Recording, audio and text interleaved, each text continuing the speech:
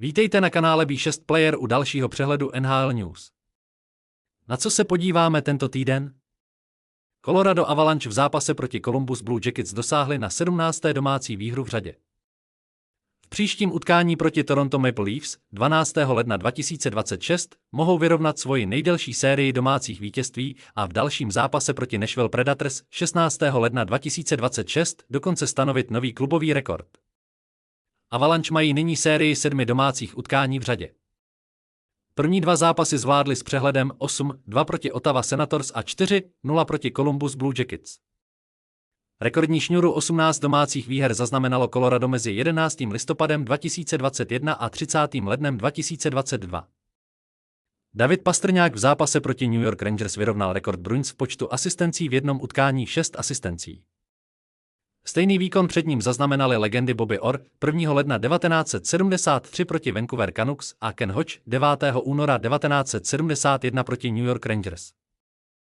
Rangers jsou pro Pastrňáka oblíbeným soupeřem. 27. října 2019 proti ním zaznamenal 5 asistencí. Stejně jako Pastrňák i Orr a Hodge mají na kontě utkání s 5 asistencemi v dresu Bruins. Více než 6 asistencí v jednom zápase dokázali v historii NHL pouze Wayne Gretzky 3 a Billy Taylor Sr. 1. Nováček Justin Sourdif zazářil 5. ledna, když si připsal 5 kanadských bodů za 3 góly a 2 asistence při výhře proti Anaheimu. Pokud by chtěl vyrovnat rekord nováčka v počtu zápasů s 5 a více body v jedné sezóně, musí přidat ještě 2 taková utkání. Tento milník drží Joe Malone z ročníku 1917-18 a Matthew Barzal z ročníku 2017-18, kdy zaznamenal 5bodové představení 5. listopadu 2017 proti Colorado Avalanche, 13. ledna 2018 proti New York Rangers a 9. února 2018 proti Detroit Red Wings. Connor McDavid aktuálně drží 18 zápasovou bodovou sérii, během které nazbíral 42 bodů za 19 gólů a 23 asistencí. Nejdelší bodovou sérii tohoto století drží Patrick Kane 26 zápasů v sezóně 2015-16, 17. října 2015, 13. prosince 2015, kdy zaznamenal 40 bodů, 16 gólů, 24 asistencí.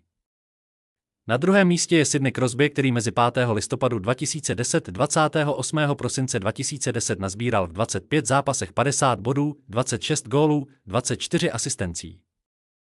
Třetí místo drží Mitch Marner ze sezony 2022-23, kdy ve 23 zápasech zaznamenal 11 gólů a 21 asistencí. Historicky nejdelší bodovou sérii drží Wayne Gretzky 51 zápasů, ve kterých dosáhl na 61 gólů a 92 asistencí.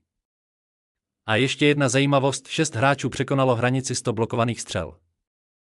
K 11. ledna 2026 vede Colton Parayko systém 12 bloky, následuje Noah Dobson 111, Darnell Nurse 105 a trojice na 104 pokusech Jake McCabe, Moritz Seider, Brock Faber. To je pro tento týden vše. Těším se na vás u dalšího dílu NHL News.